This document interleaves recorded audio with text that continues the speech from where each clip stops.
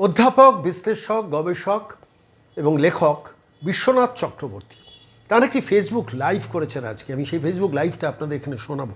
আপনারা জানেন গতকাল সোশ্যাল মিডিয়াতে ভাইরাল হয়েছে রাজ্যের মাননীয় মুখ্যমন্ত্রীর সঙ্গে বিশ্বনাথ চক্রবর্তী দেখা করতে গেছেন, সঙ্গে পাবলিশারকে নিয়ে গেছেন, একটি বই শুভেন্দু অধিকারীকে উপহার দিয়েছেন এবং সোশ্যাল মিডিয়াতে সেই ছবিটা পোস্ট হয়েছে। পোস্ট হওয়ার পর প্রচুর মানুষ ব্যঙ্গ করছেন, বিদ্রূপ করছেন অধ্যাপক, বিশ্লেষক, লেখক বিশ্বনাথ চক্রবর্তীকে। অপরাধ কি যে তিনি অভিষেক বন্দ্যোপাধ্যায়ের হয়ে একাধিকবার কথা বলেছেন। তিনি এই নির্বাচনে বিজেপি কিছুতেই 110-এর ওপর গণ্ডি পেরোবে না সেই নিয়ে কথা বলেছেন এবং তারপর শেষ পর্যন্ত যখন বিজেপি জিতে গেছেন এখন তাড়াতাড়ি নাকি তিনি বই লিখেছেন।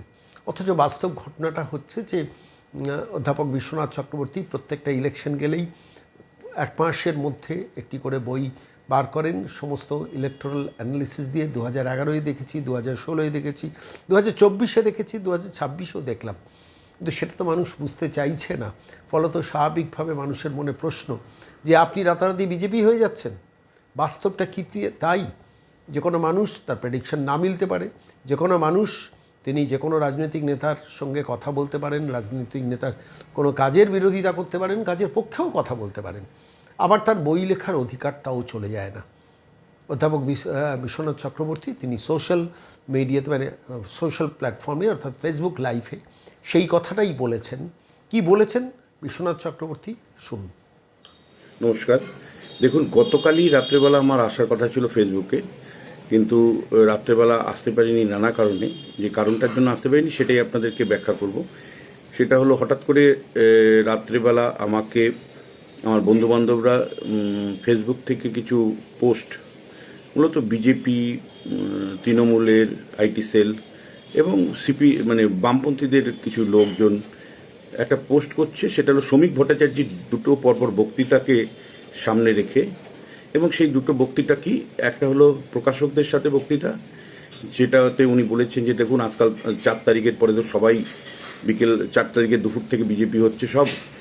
তো এমনই হচ্ছে যে কেউ কেউ বই লিখে ফেলছেন এবং বই লিখছেন বলে উনি বলছেন যে আমার নামে 15 দিনের মধ্যে বই বেরিয়ে যাচ্ছে, আমার নাম নিয়ে আমাকে নিয়ে 15 দিনের মধ্যে বই বেরিয়ে যাচ্ছে। আবার উনি গতকাল একটা ন্যাশনাল লাইব্রেরিতে শিক্ষকদের ওনাদের বৈঠকে এই বিষয়টা কি তুলে ধরেছেন যে মানে দ্রুততার সাথে সব বিজেপি হয়ে যাচ্ছে 4 তারিখের পরে।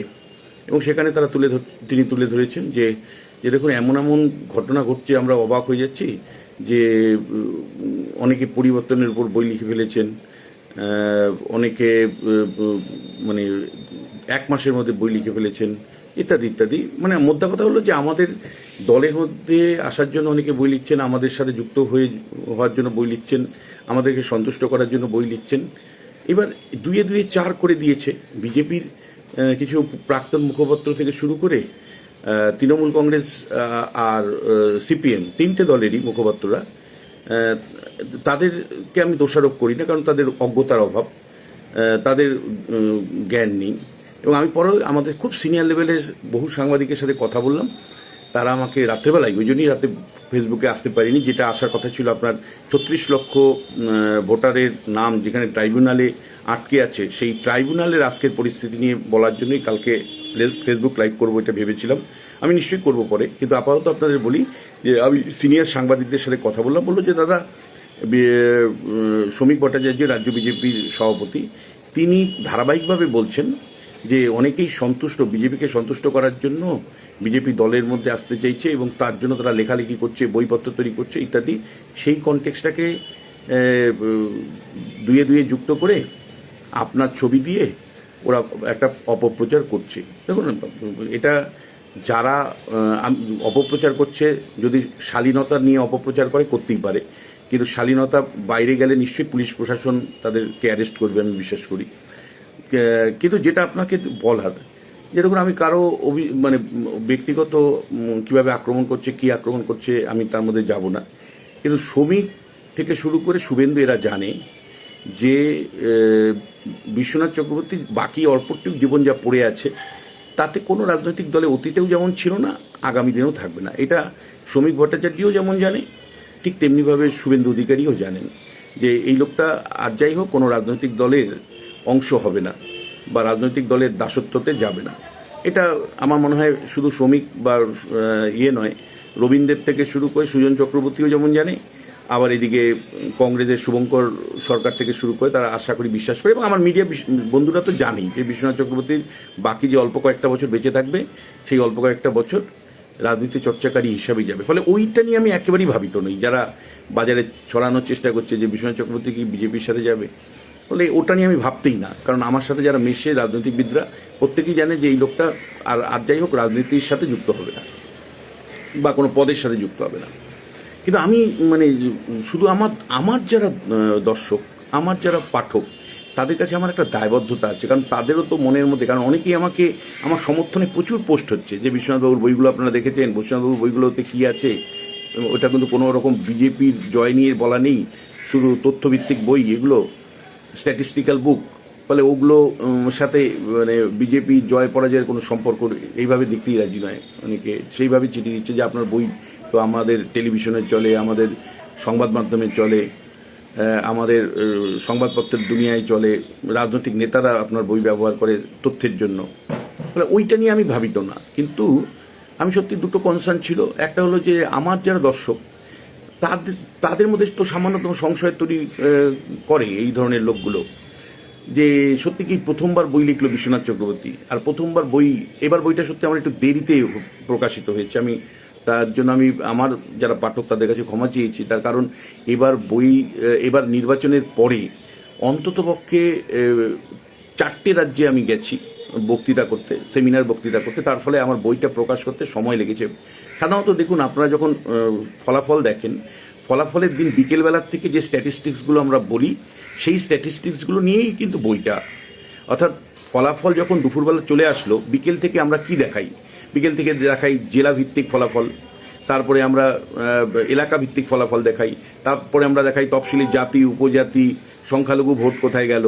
ফলে অ্যাকচুয়ালি স্ট্যাটিস্টিক্যাল অ্যানালাইসিসটা ভোটের দিন বিকেল থেকেই শুরু হয়, ম্যাক্সিমাম 2 দিনের মধ্যে কমপ্লিট হয়ে যায় আমাদের কাজ। প্রকাশককে আমরা শুধুমাত্র একটা চ্যাপ্টার যুক্ত করতে হয়, সেটা হলো কোন প্রেক্ষিতে কোন কোন ফ্যাক্টরের উপর ভিত্তি করে ভোটটা হলো, তার জন্য শুধু একটা টেক্সট চ্যাপ্টার থাকে, আর বাদ বাকিটা পুরোটাই স্ট্যাটিস্টিক থাকে। যারা আমার বই দেখেছেন তারা জানেন যে যদি 6টা চ্যাপ্টারের বই হয়, 6টা চ্যাপ্টারই স্ট্যাটিস্টিক্যাল বুক। আমার বইয়ে স্ট্যাটিস্টিক্সকে ব্যবহার করে পরবর্তী সময়ে অন্যরা বই লেখে, অন্যরা গ্রাফিক্স করে, অন্যরা আর্টিকেল লেখে। আমি শুধুমাত্র একটি চ্যাপ্টার, যে কোন মানে কি প্রেক্ষিতে ভোটটা হলো, ইলেকশন কমিশনের ভূমিকা কী ছিল, এবং কোন কোন ফ্যাক্টরের উপর ভিত্তি করে বইটা মানে রেজাল্ট আসলো, আর বাদ বাকি পুরো বইটাই হলো স্ট্যাটিস্টিক্যাল বুক। এবং যেই স্ট্যাটিস্টিক্সগুলো অ্যানালাইসিস আমরা ভোটের ফলাফলের বিকেলবেলার থেকে শুরু করি, 2 দিনের মধ্যেই কমপ্লিট হয়। এবার এই বই কিন্তু একেবারেই মানে যারা একেবারে নতুন ফেসবুকের বন্ধু তাদেরকে বলি, এই যে বইটা দেখছেন, এই বইটা কিন্তু কেবলমাত্র এবারের জন্য আমি করেছি তা নয়। এই বইটা আপনি যদি দেখেন, ধরুন আমি আরও বলি, আমার কাছে সবগুলো বই নেই। 2011 সালের বাংলা রায়ের নাম ছিল, 2011 সালে মাত্র 15 দিনে এই বইটা বেরিয়েছিল। এই বইটা হাইয়েস্ট বিক্রি হয়েছিল আমার জীবনে। এই বইটা প্রায় 2011 সালে তৃণমূল কংগ্রেস ক্ষমতায় আসার সাথে সাথে 15 দিনের মধ্যে বইটা যখন বেরোলো, আমার মনে আছে খুব অল্প সময়ে এটা আনন্দবাজারের বেস্ট সেলার হয়েছিল এই বইটা। এরকম মানে প্রত্যেকটা নির্বাচনকে কেন্দ্র করে, ধরুন এরা মানে 2021 দেখাই, মমতা বন্দ্যোপাধ্যায় ক্ষমতায় ফিরে আসলো, প্রত্যাবর্তন বইয়ের নাম মমতা বন্দ্যোপাধ্যায় পুরো ছবির মধ্যে থাকলো, অভিষেক বন্দ্যোপাধ্যায় পিকে গুরুত্বপূর্ণ ভূমিকা নিয়েছিলেন, আর শুভেন্দু অধিকারী বিরোধী দলের নেতা হিসেবে বিরাট ভূমিকা ছিল। সেই বই প্রত্যাবর্তন 2021 সাল, এবং এই বইটা 20 দিনের মধ্যে তৈরি করেছিলাম। এবং আপনারা খুব খুশি হবেন শুনে যে সমস্ত মিডিয়া হাউসে এই বই আপনি গেলে পাবেনই, এটা আমি বাজি রাখতে পারি আপনাদের। আপনারা যদি এই যে বইটা দেখছেন, এটা 2016 যেবার বাম কংগ্রেসের সাথে তৃণমূলের লড়াই হয়েছিল, 2016 বই বাংলার বিধান, এই বইটা 20 দিনে বের করেছিলাম। কারণটা কিছুই না, এই বইয়ের মানে আমরা রাত জেগে 3-4টা রাত্রি জাগতে হয় স্ট্যাটিস্টিক্যাল অ্যানালাইসিসের জন্য। স্ট্যাটিস্টিক্যাল অ্যানালাইসিসটাই আপনারা দ্রুততার সাথে আপনারা সংবাদ মাধ্যমে দেখেন, এটা বেরিয়েছিল। ঠিক তেমনিভাবে এটা কিন্তু আবার আপনাকে বলছি লোকসভা নির্বাচনের আবার বইগুলো আছে পরপর। লোকসভা নির্বাচন 2019-এ, এর নাম দিয়েছিলাম জনাদেশ। পুরো স্ট্যাটিস্টিক্সের বই, পুরো বইটি স্ট্যাটিস্টিক্সের বই। তারপরে মানে এইভাবে যদি দেখেন, এই যে 2024-এর লোকসভা নির্বাচনের বই, পুরো 24-এর লোকসভা নাম দিয়ে, এটার নাম দিয়েছেন জনাদেশ লোকসভা নির্বাচন 2024, পুরো স্ট্যাটিস্টিক্সের বই। আবার ধরুন একটার পর একটা পঞ্চায়েত নির্বাচন হয়ে গেছে, সেই পঞ্চায়েত নির্বাচনে আমার সবগুলো পঞ্চায়েত নির্বাচনের বই আছে, 2003, 2008 থেকে শুরু করে সবগুলো। আমি এত সময় নেই তাই দেখাচ্ছে না। যেমন পঞ্চায়েত নির্বাচন, গ্রাম বাংলার রায়, এরকম এইখানে আমার এই যে এখানে সবগুলো বই বিভিন্ন নির্বাচনের সংক্রান্ত। তো বন্ধু, মানে বাজারে হঠাৎ করে এই বই নিয়ে হাজির হয়েছি, ব্যাপারটা একেবারেই নয়।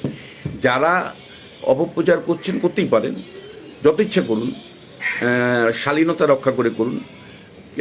আর আরেকটা প্রশ্ন অবশ্যই আমার দর্শক বন্ধুদেরকে দেওয়া উচিত, সেটা হলো যে দেখুন, আমার জীবনে মানে যা লেখাপত্র বইপত্র এই নিয়েই তো থাকি। যারা আমার কাছে থাকে, আমার অফিসে এসছে, তারা জানে যে সারাদিন আমি এই নিয়েই পড়ে থাকি। বাকি অল্প একটু জীবন আছে, বাকি অল্প একটু জীবনও কিন্তু ওই একইভাবে পড়ে থাকবো, বইপত্র লেখা, লাইব্রেরিতে যাওয়া, এর বাইরে আমার জীবন কিছু নেই। আর এটা ঠিক যে একটা বড় সংখ্যক মানুষের কাছে খুব আশ্চর্য লেগেছে যে আমি এইবারের বইটা মুখ্যমন্ত্রীর কাছে, মুখ্যমন্ত্রী হাতে দিতে গিয়েছিলাম। কেন? তার খুব দুটো কারণ একটা আছে। সেটা হলো, আজকের যিনি মুখ্যমন্ত্রী, আপনাদের কাছে মুখ্যমন্ত্রী হতে পারেন, আমার কাছে শুভেন্দু অধিকারী ঠিক মুখ্যমন্ত্রী হিসাবে ওনাকে আমি বইটা দিয়েছি, এটা বললে ভুল হবে। এই রাজনীতিবিদকে বহুদিন থেকে চিনি। তরুণ তুর্কি শব্দটা আমি দিয়েছিলাম একটা সময় কলকাতা টিভিতে দিনের পর দিন। আজকে কলকাতা টিভি বন্ধ হয়ে গেছে। আর এই মানুষটার সাথে বাদ বিতণ্ডা, সমালোচনা তীব্র হয়। সব রাজনৈতিক নেতাদের সাথে যোগাযোগ আছে আমার, সেটা একেবারেই তথ্য সংগ্রহের জন্য, আর কিচ্ছু না। তথ্য সংগ্রহ, ব্যাখ্যা বিশ্লেষণ বোঝার জন্য। সব ব্যাখ্যা আমি ঠিক মতন দিই সেটাও নয়। অনেকেই বলছেন যে দাদা আপনি তো বিজেপির সংগঠন নেই বলেছিলেন মুসলমানদের হবেন, ঠিক। এবং আমি সেই আপনার যদি বইয়ের যে পার্সপেক্টিভটা আছে 2026-এর বিধানসভা, সেখানে লিখেছি আমি যে সংগঠন ছাড়াই ভোট হলো। এবং আপনি জানেন যে সম্প্রতি নিউজ 18 বাংলাতে স্বপন দাশগুপ্ত এক সাক্ষাৎকারে বলেছে যে সংগঠন ছাড়াই বিজেপি জয়ী হয়েছে। সংগঠন ছিল না বিজেপির, সেটা আমার কথা নয়। বিজেপির দলের নেতারাও আজকে জয়ের পরেও বলছেন বিজেপি সংখ্যালঘু ভোটকে অতিক্রম করে হিন্দু ভোটের যে পোলারাইজেশন করেছে, সেটা ভারতবর্ষের ইতিহাসে বিরলতম ঘটনা।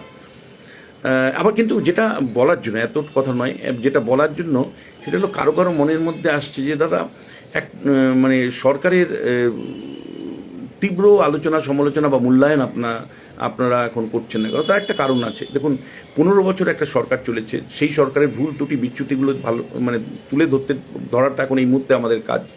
নতুন সরকারকে সময় দিতে হবে। আর বিশেষ করে আমি শুভেন্দু অধিকারী সরকারকে সময় দিতে চাই দুটো কারণে। একটা হলো 15 বছরের প্রশাসনিক ব্যবস্থাটা ভেঙে পড়েছে, আর্থিক ব্যবস্থাটা ভেঙে পড়েছে, ফলে এই সরকারটাকে একটু সময় আমাদের দিতেই হবে। আর একই সাথে আপনাদের বলতে চাই যে যদি ভুল করে, যদি অন্যায় করে, যদি অবিচার করে, তাহলে কিন্তু সেই সরকার এর সমালোচনা আলোচনা কিন্তু যেভাবে চলছিল সেভাবেই হবে। একজন রাজনীতি চর্চাকারী কি করে? একজন রাজনীতি চর্চাকারী তো পরিবর্তনকামী নয়, বা একজন রাজনীতি চর্চাকারীর ভূমিকা কিন্তু সমাজে মতামত তৈরি করাও নয়। আমি মতামত গঠনকারী নই, কিন্তু অ্যাট দি সেম টাইম যা রাজনীতি আমার কাছে আসবে তার ধারা বিবরণীটা আপনাদের সামনে তুলে ধরাই আমার কাজ। সেটাই 25 বছর ধরে করছি, আগামী দিনেও করব। এবং যারা কুৎসা করতে চান, অপপ্রচার করতে চান, এবং কিছু বিজেপির মানে একটা অংশ, তৃণমূলের একটা অংশ, লেফটের একটা অংশ ধারাবাহিকভাবে করেন কুৎসা, আপনাদের অধিকার আছে কুৎসা করার। তাতে আপনাদের মান বাড়ছে কিনা, বা যাদের ছবি আমার সাথে জড়িয়ে দিয়ে কুৎসা করছেন তাদের মান বাড়ছে কিনা একটু ভাববেন। আর যতগুলো আমি বই লিখেছি হয়তো অনেকের ওজনের সমানও হতে পারে। আর এই বইগুলো যদি বাজারে না চলতো, বাজারে যদি বিক্রি না হতো, লোকের যদি ব্যবহার না হতো, তাহলে পাবলিশারের এত পয়সা নেই যে একটা বই তৈরি করতে প্রায় 1.5 লাখ টাকার মতন খরচা হয়, সেই বইটা তৈরি করে বাজারে আনতো। ফলে আপনাদেরকে খুব পরিষ্কার করে বলতে চাই যে এই যে সরকারের দেখছেন, সেই সরকারের ভুল ত্রুটি বিচ্যুতিগুলো যদি আসে, একজন বিশ্লেষক হিসাবে কি আমি চুপ করে থাকবো? একেবারেই নয়। আবার অ্যাট দি সেম টাইম যে এখন তেড়ে সরকারের সমালোচনায় এখনই নেমে গেলাম, এটাও কিন্তু ঠিক নয়। তৃণমূল সরকার যখন এসেছিল, মমতা বন্দ্যোপাধ্যায়কে 2012 সাল পর্যন্ত তার কাজকর্মগুলোকে আমরা উৎসাহিত করেছি। সেগুলোকে বলা যায় যে তুলে ধরবার চেষ্টা করেছি, কিন্তু পরিবর্তন শেষ পর্যন্ত হয়নি। মমতা বন্দ্যোপাধ্যায় যে শাসন ব্যবস্থা বা দুঃশাসন দিয়ে গেছেন, সেই জঞ্জাল পরিষ্কার করে নতুন পশ্চিমবাংলা গড়ে তুলতে কিন্তু শুভেন্দু অধিকারীকে সময় দিতে হবে। আর এরপরে যদি আরও কোনো ব্যাখ্যা বিশ্লেষণ দরকার হয় বলবেন, নিশ্চয়ই আমি দিব।